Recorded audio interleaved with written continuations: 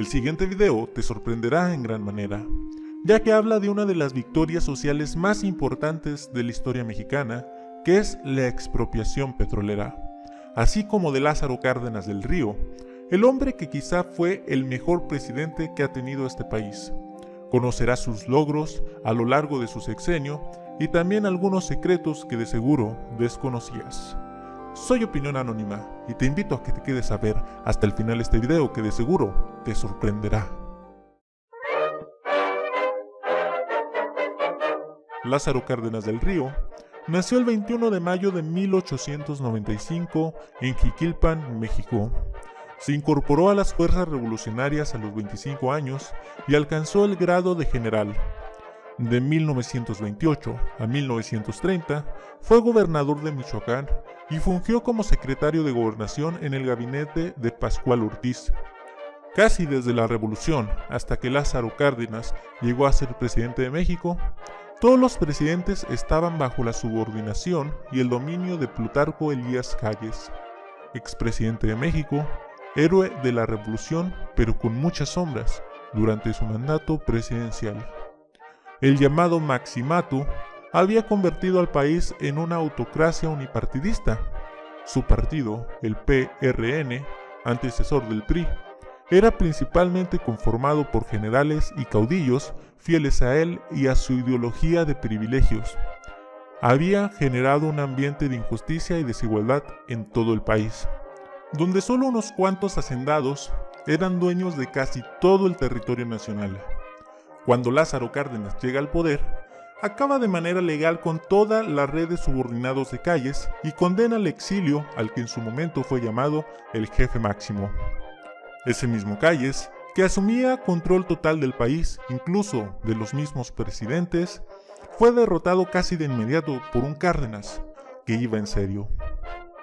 Después de esto, Cárdenas empezó a nacionalizar las tierras que de forma ilegal y fraudulenta llegó a manos de poderosos terratenientes.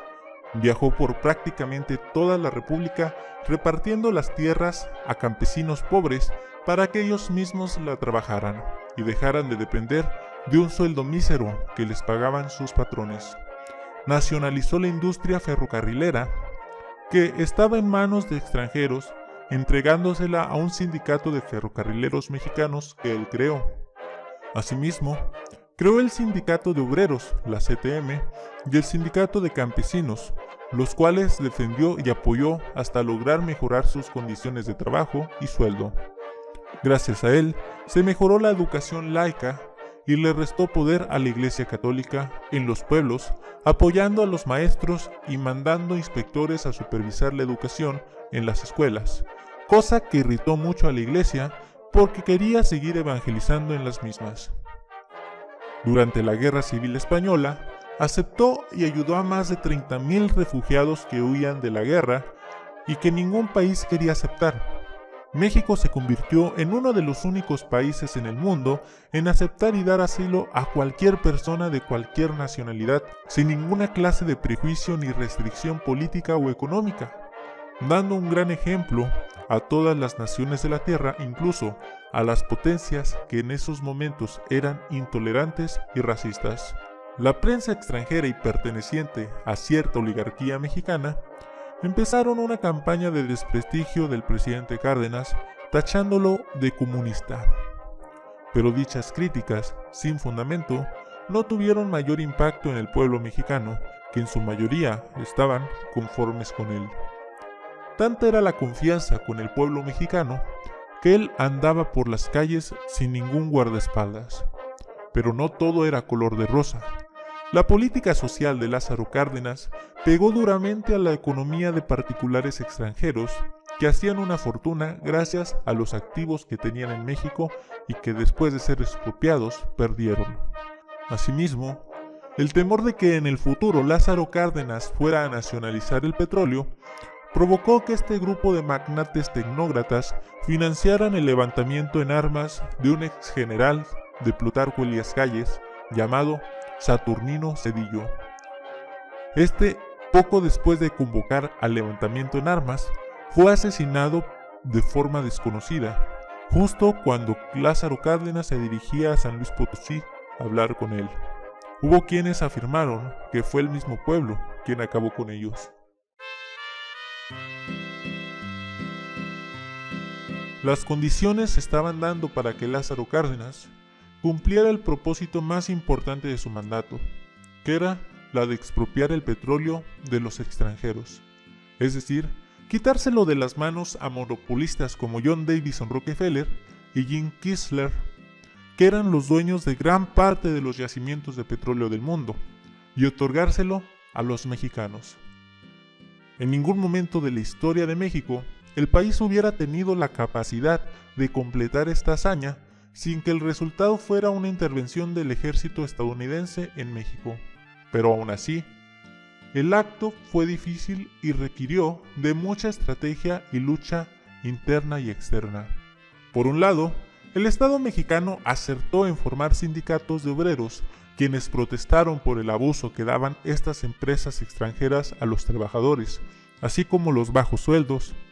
Esto permitió que el Estado mexicano investigara y sancionara con 26 millones de pesos a estas empresas, la cual, para fortuna del Estado, se negaron a pagar. Estas empresas, al pensar erróneamente que el gobierno estadounidense amenazaría a México con una guerra si no declinaba sus demandas, mantuvieron su postura de no pagar. Cosa que les costó muy caro, porque Lázaro Cárdenas no titubeó en declarar la expropiación del petróleo mexicano.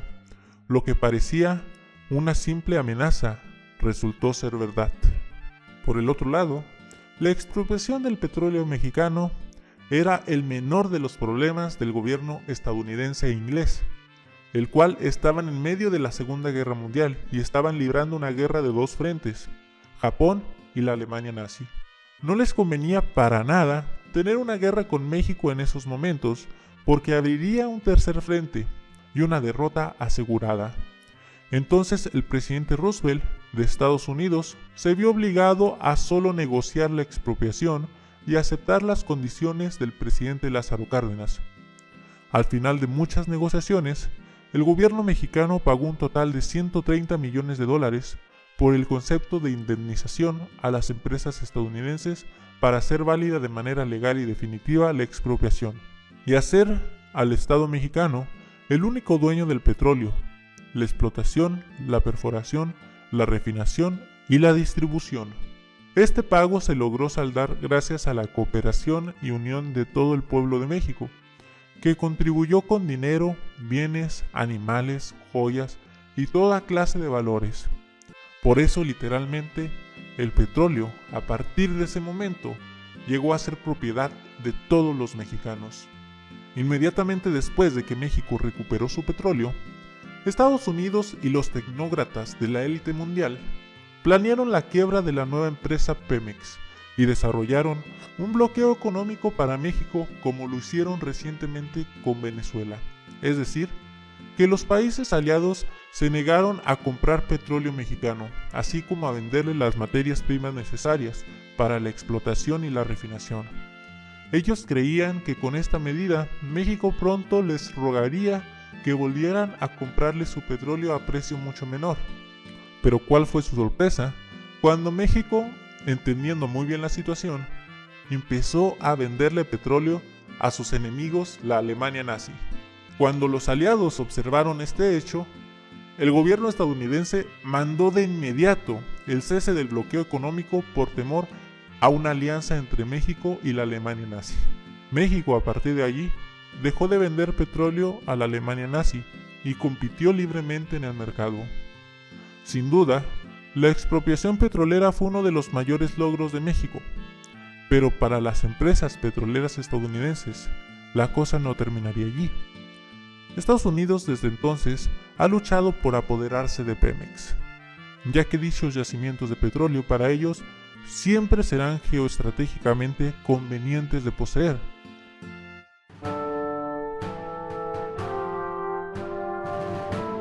El neoliberalismo moderno es el sistema adoptado por Estados Unidos para hacerse de Pemex. Desde hace 20 años, se ha aprovechado de la corrupción de los gobernantes mexicanos para gradualmente aprobar reformas que llevarían a la quiebra y sustancialmente privatizarían Pemex. La primera prueba es que ningún gobernante ha querido construir refinerías. ¿No les parece sospechoso cuando México necesitamos las refinerías? Solo Felipe Calderón prometió una y nunca la cumplió. Ese es parte del plan de Estados Unidos, lograr que Pemex no sea autosuficiente en refinamiento y exploración, y lo lograron. Gracias a la corrupción en México, los gobernantes han concedido contratos a empresas privadas extranjeras para la exploración y el refinamiento de la gasolina. El segundo paso era lograr que se aprobara la reforma energética, que permitiría vender parte de los activos de Pemex para su supuesta modernización y entregar parte de la renta petrolera a estos particulares. Enrique Peña Nieto, Ricardo Anaya, José Antonio Meade fueron los principales promotores de la reforma energética y ya han completado este paso.